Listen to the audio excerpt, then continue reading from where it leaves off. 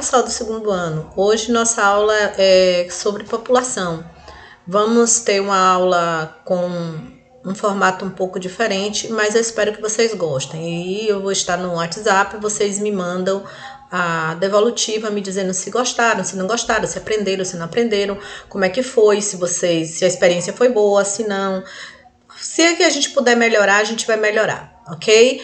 Eu optei em fazer a aula dessa maneira porque, assim, os que não tiverem oportunidade de participar do Meet, do Google Meet, que é aquela aula ao vivo, poderão assistir a seu tempo, né? Então, eu optei dessa maneira, eu espero que a experiência seja boa.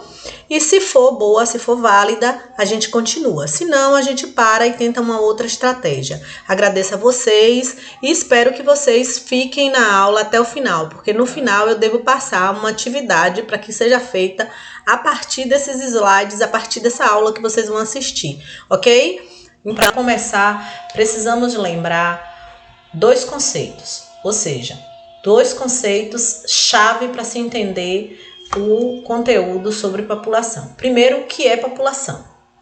Depois, o que é demografia? Bem, população. População é um conjunto de pessoas que reside em um determinado território, que pode ser uma cidade, um estado, um país ou mesmo o planeta Terra como um todo. A população ela pode ser classificada segundo a sua religião, sua nacionalidade, o local de moradia, as atividades econômicas que desenvolve e tem todo o seu comportamento e suas condições de vida retratada através de indicadores sociais. Esses indicadores sociais, eles são obtidos a partir dos estudos demográficos. Demografia. Demografia é a ciência que estuda a população, é a ciência que estuda a dinâmica populacional.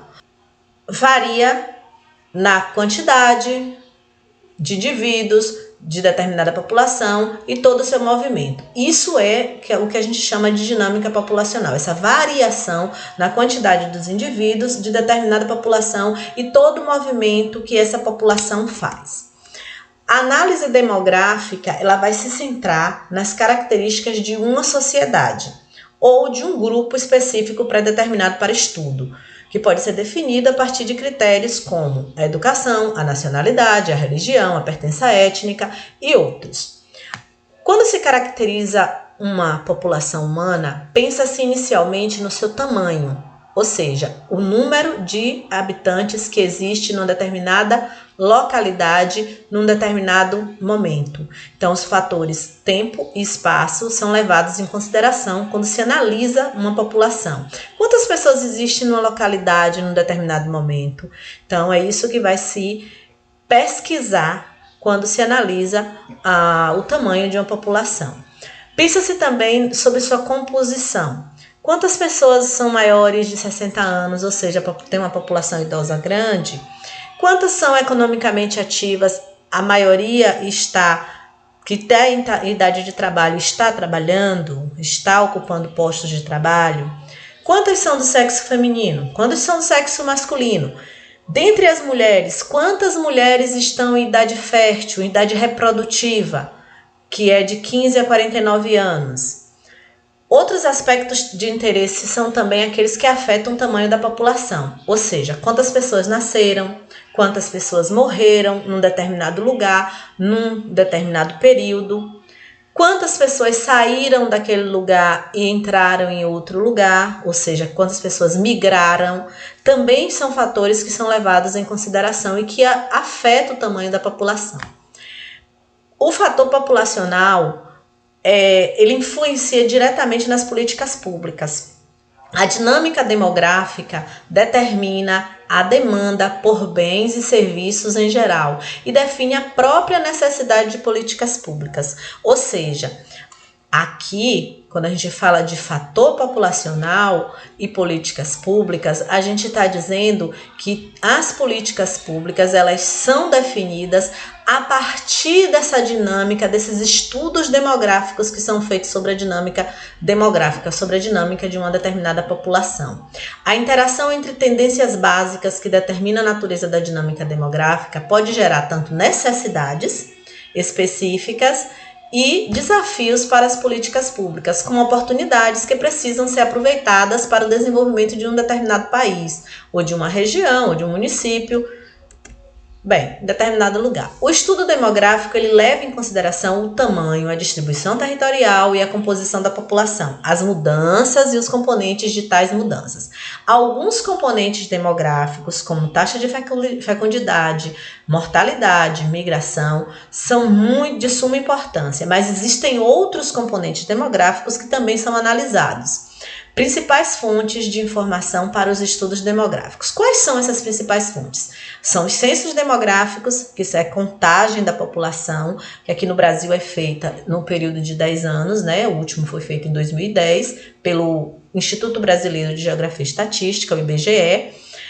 O registro civil, ou seja, quando esse aí é um dado anual, quantas crianças elas nascem no período de um ano. Os pais, eles registram as crianças, geralmente já tem cartórios que funcionam dentro dos hospitais, então as crianças em sua maioria saem já registradas de alguns hospitais, principalmente dos hospitais públicos, né? E também os levantamentos amostrais, as pesquisas que são feitas por amostragem. Bem, para continuar, precisamos saber o que são os indicadores demográficos. Indicadores demográficos são dados que são relativos a aspectos específicos da população de um determinado lugar. Como assim? São dados que são coletados, são estudos que são feitos, pesquisas que são feitas acerca de alguns aspectos da população que vive num determinado lugar. Para isso, a gente tem população absoluta, que é um indicador demográfico. Ele vai corresponder ao total da população de um determinado lugar. Ou seja, quantas pessoas no total existem em determinado local.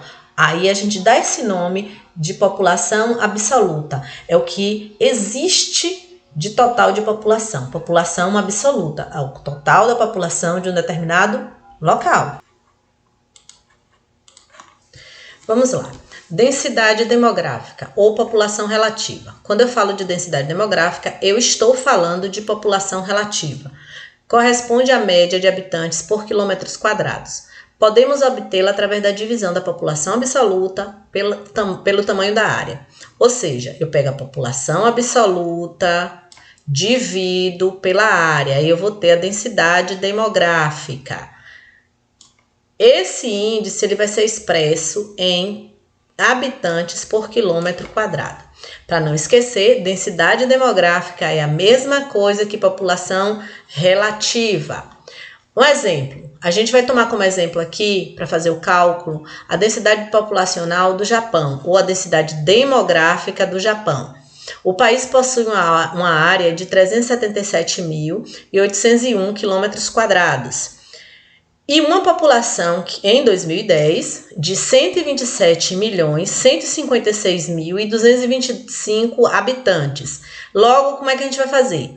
Para saber a densidade demográfica, vamos pegar o número de habitantes, dividir pelo tamanho da área. Ou seja, a gente tem aqui o número de habitantes do Japão, que é 127.156.225 habitantes, dividido pelo tamanho da área do Japão. Vamos ter um cálculo de densidade demográfica de 336 pessoas, 53,93, certo? Não é um cálculo exato. Então, nós vamos ter, em média, uma média de 336 pessoas e meia por quilômetro quadrado. Essa aqui é a densidade demográfica do Japão, certo? Aqui é um planisfério de densidade demográfica. São áreas do globo onde foi usado um sistema de cores para mostrar a densidade demográfica, né, do mundo, do globo terrestre. Então, a gente tem aqui uma densidade demográfica baixa, muito baixa, que é menos de 0,24 a 21 pessoas por quilômetro quadrado. Temos uma densidade demográfica de 21 a 52 pessoas por quilômetro quadrado, que ainda é baixa, e temos uma densidade demográfica de 52 a 93 pessoas por quilômetro quadrado. Uma densidade demográfica considerada média e alta, a gente vai ter a partir de 93 habitantes por quilômetro quadrado, certo? Então, os países que têm maior densidade demográfica estão, sobretudo, na Europa. Quase todos os países europeus têm densidade demográfica alta, mas a gente tem aqui a Índia, temos a China, o Japão, que tem uma densidade demográfica alta. Populoso e povoado. Primeiro vamos começar com termos de populoso, né? Com o indicador demográfico populoso. Populoso é quando um local tem uma população absoluta numerosa, ou seja, tem um grande número de população absoluta. O Brasil, por exemplo, está entre os países mais populosos do mundo. Por quê? Porque o Brasil possui uma população superior a 190 milhões de habitantes. Isso segundo o último censo do IBGE de 2010. Só que, apesar de ser populoso, o Brasil ele não é povoado. A população absoluta do Brasil ela é muito grande, mas a sua população relativa ela é baixa. Então, a gente tem a densidade demográfica do Brasil menos de 20 habitantes por quilômetro quadrado. Ou seja, hoje já deve ter aumentado mais um pouquinho, mas deve estar em torno de 20, 21 habitantes por quilômetro quadrado. Quando a população relativa de um lugar é numerosa, dizemos que este local ele é povoado, ou seja, para que o Brasil fosse povoado, ele teria que ter toda a sua área, todos os seus espaços preenchidos, né, ocupados. Superpovoamento. Quando a gente está falando desse termo, desse conceito de superpovoamento, a gente está fazendo uma comparação ao número de população com seu nível de desenvolvimento. Então, a questão do superpovoamento é mais uma questão de distribuição de recursos do que de uma questão de quantidade de população. Então, ela vai corresponder, esse termo corresponde a um descompasso entre as condições socioeconômicas da população e a área ocupada. Isso quer dizer que superpovoamento não depende apenas da densidade demográfica, mas que depende, acima de tudo, das condições de vida da população. Existem lugares, por exemplo, que tem um grande número de população absoluta, a população relativa é alta também, porém não é considerado superpovoado porque os recursos servem a toda a população de forma igualitária praticamente, né? Alguns países com grande densidade demográfica podem não ser considerados superpovoados, enquanto outros que têm uma densidade demográfica mais baixa podem ser classificados como superpovoamento. Por quê? Porque, por exemplo, não tem as condições de vida adequadas para toda a população. Onde é que a gente vê isso? A gente vê isso quando a gente compara, por exemplo, um país desenvolvido com um país subdesenvolvido. Quando a gente compara um país da Europa com um país subdesenvolvido, como é o caso da Índia. Então, a gente vai ver que a população vive em condições bem precárias em alguns determinados lugares e outros não. Aí eu estou falando de populações grandes, mas existem lugares que a população não é tão grande assim e que ainda assim a gente considera superpovoada porque as condições de vida daquela população não são adequadas, né? Então, quando a gente vai falar da distribuição dos recursos socioeconômicos, a gente vai ver que existe um descompasso. Então, o termo de superpovoamento, o conceito de superpovoamento, ele está mais ligado à questão da distribuição dos recursos socioeconômicos da população do que do número, da densidade demográfica propriamente dita. Alguns outros conceitos: taxa de natalidade, que é a relação entre o número de nascimentos ocorridos em um ano e a população absoluta, e o resultado é expresso por 1000, ou seja, se pega o número de nascimentos, multiplica por 1000, vai ser a taxa de natalidade e divide pela população absoluta. A natalidade é ligada a vários fatores, como, por exemplo, a qualidade de vida da população, ou ao fato de uma população ser rural ou urbana, e até a questão do analfabetismo, a questão da escolaridade. Quanto mais uma mulher estuda, menos filho ela tem. Quanto menos se estuda, o casal, aí eu vou falar do casal de uma forma geral, quanto menos se estuda, mais filhos se tem. Então, assim, também, porque quando a mulher estuda, o que é que acontece? Geralmente a mulher que estuda, ela vai se direcionar ao mercado de trabalho. Quando se vai para o mercado de trabalho, a tendência é se ter menos filhos, né? A vida rural e a vida urbana também influencia muito nisso. A partir do momento que se vem para a zona urbana, a dificuldade para criar os filhos ela é uma dificuldade maior. Então, se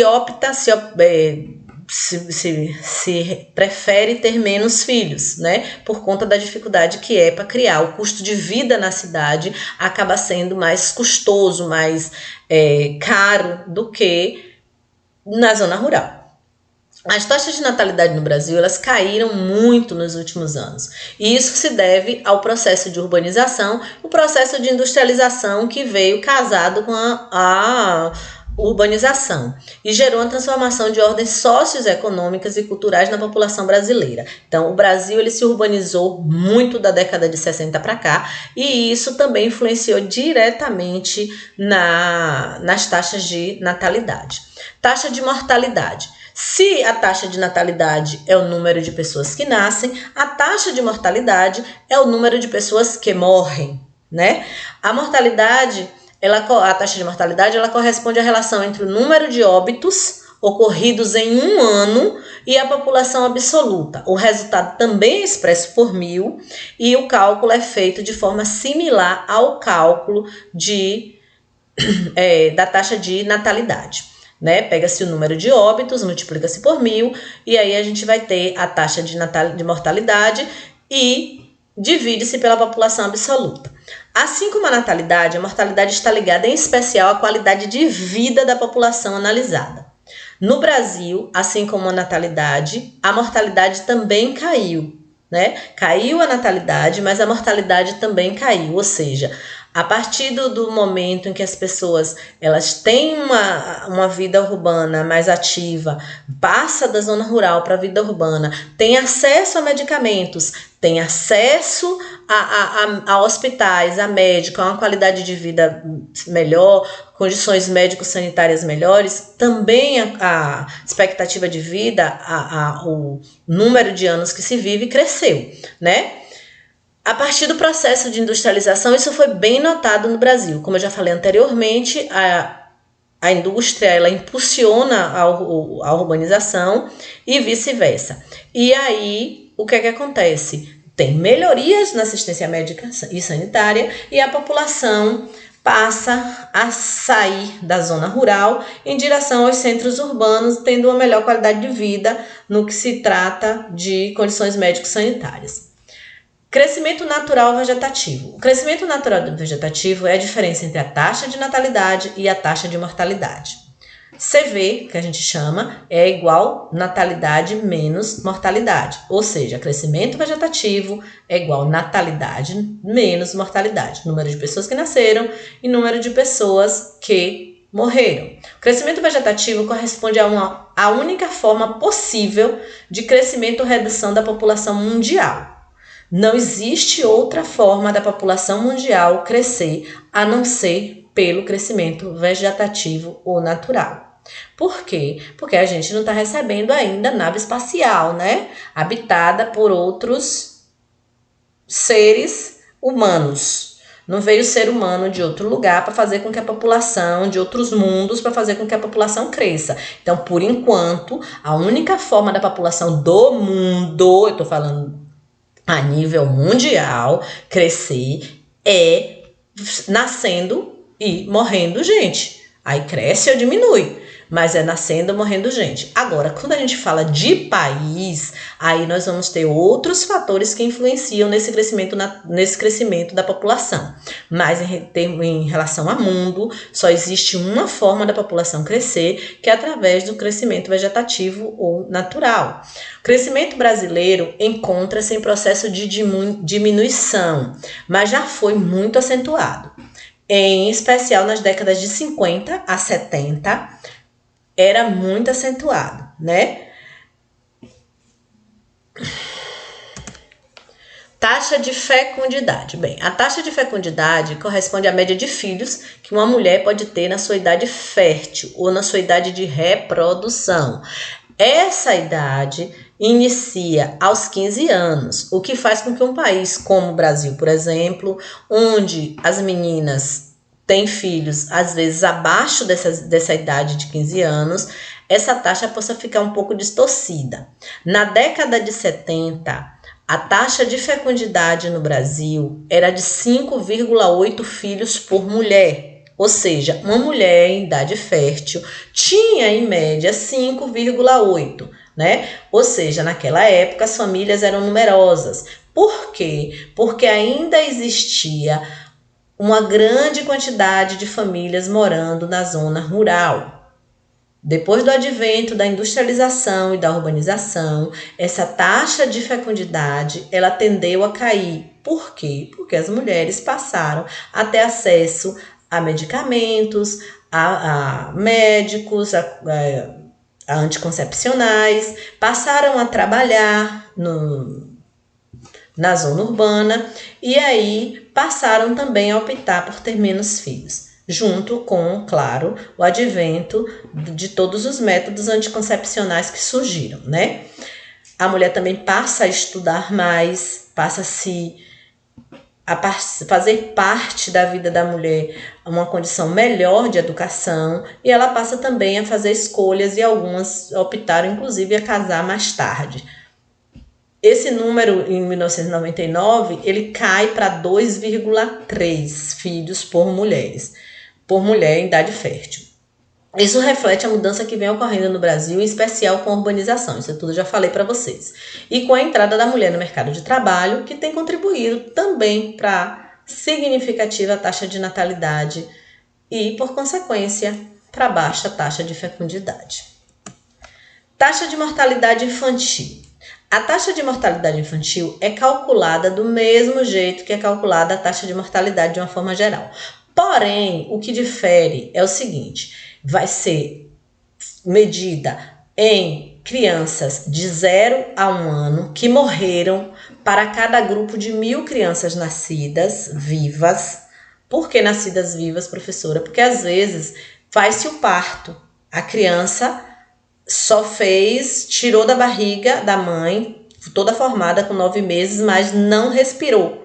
Então já nasceu morta, fez o parto, mas nasceu morta.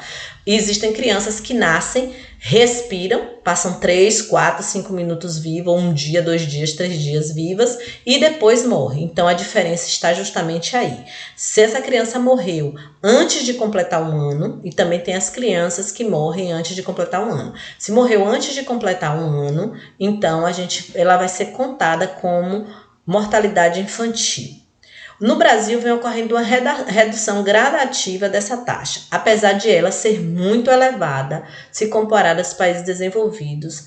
Isso em 1999, ela era de 34,6 por cada grupo de 1.000 crianças nascidas, ou seja, 3,46% das crianças nasciam e morriam antes de completar 1 ano de idade. As regiões brasileiras apresentam realidades bem diferentes quando se trata de taxa de mortalidade infantil. O Nordeste é a região que tem as maiores taxas de mortalidade infantil, sendo que ainda em 99 era 53% por 1.000, ou seja, cada grupo de 1.000 crianças nascidas morriam 53 crianças, ou seja, sempre estava acima da média nacional. Expectativa de vida. Expectativa de vida corresponde à quantidade de anos que uma pessoa vive em média. Ao nascer, nasceu hoje, aqui no Brasil, quantos anos mais ou menos está morrendo a pessoa que nasceu hoje? Vai passar quantos anos viva, de acordo com as condições sanitárias e de saúde existentes dentro do Brasil. Então, é assim que é feita a expectativa de vida.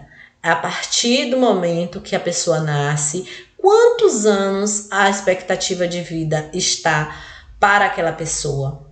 50, 60, 70 anos? Depende de como são as condições de vida. Como é que está o nível de desenvolvimento dessa nação? Para que a gente perceba se as pessoas estão vivendo mais, tendo uma vida mais longa, ou se as pessoas estão morrendo mais cedo.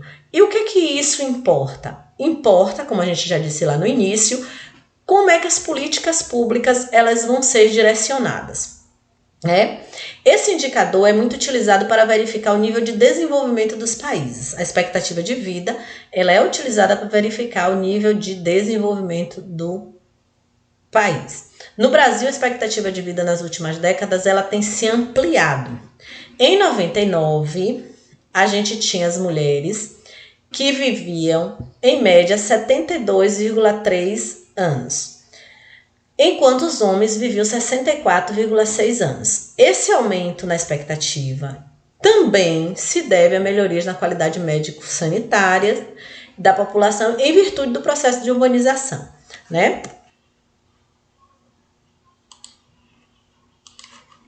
Migração.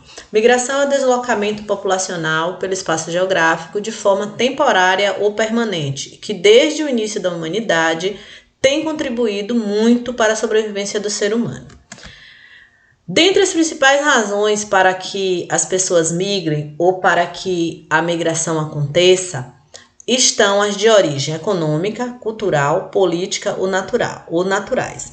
As de origem econômica são quando aquelas pessoas que saem do seu lugar, elas vão em busca de melhores qualidades de vida, de empregos, de salários. Então, quando as pessoas não estão vivendo no seu país com uma boa qualidade de vida, geralmente os países subdesenvolvidos não oferecem boas condições de qualidade de vida. Então, elas buscam isso em países desenvolvidos, ou até mesmo dentro do próprio país subdesenvolvido, mas migram, como aqui é o caso do Brasil, migram de uma região para outra em busca de emprego. Cultural e religiosa. No caso de grupos sociais que migram para o local com qual se identifica, como os muçulmanos que migram para Meca, a fim de facilitar a prática de sua religião. Existem também, dentro dessas migrações culturais e religiosas, as pessoas que vão fazem migrações temporárias, que vão em busca de algum evento religioso ou algum acontecimento dentro da sua religião, dentro da sua cultura, e essas migrações elas podem ser temporárias e elas podem também ser permanentes. Políticas.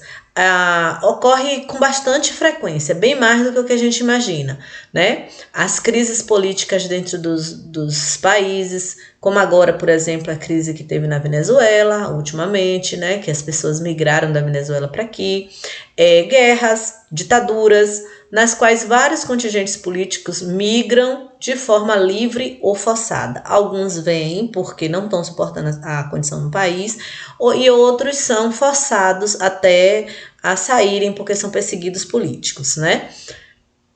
Naturais, muito comum em lugares onde ocorrem desastres ambientais ou secas prolongadas, frio intenso. Então depende muito. Então as causas de migração elas são muito grandes, né? O movimento de saída de um lugar para outro a gente dá o nome de emigração. O movimento de entrada de uma pessoa num país, a gente dá o nome de imigração. Então, quando a pessoa migra, ela faz os dois movimentos. Ela migra de um lugar e imigra em outro lugar. Então, a migração é o movimento de saída e de entrada de saída de um país e entrada em outro país, ou saída de um lugar e entrada em outro país. Existem migrações que são chamadas de migrações pendulares, são aquelas pessoas que vão de manhã trabalhar numa cidade e voltam no final da tarde. Tem umas que são temporárias, as pessoas saem num período que está trabalhando, num período de safra, de colheita, e voltam quando termina esse período. Então, a migração, ela existe desde sempre na vida do ser humano, certo? Agora a gente vai passar para o nosso exercício.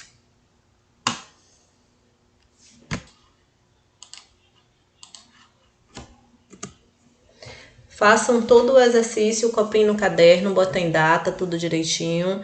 E na volta a gente analisa essa atividade também, né? Lembra que tem mais outros exercícios que a gente passou anteriormente e que esse aqui vocês precisam colocar no caderno com data, tudo direitinho, ok? Bons estudos, vejam o vídeo quantas vezes for necessária, quantas vezes forem necessárias. Vejam o vídeo e pensem que essa foi minha primeira experiência e que eu tô fazendo o meu melhor. Obrigada a todos e tchau!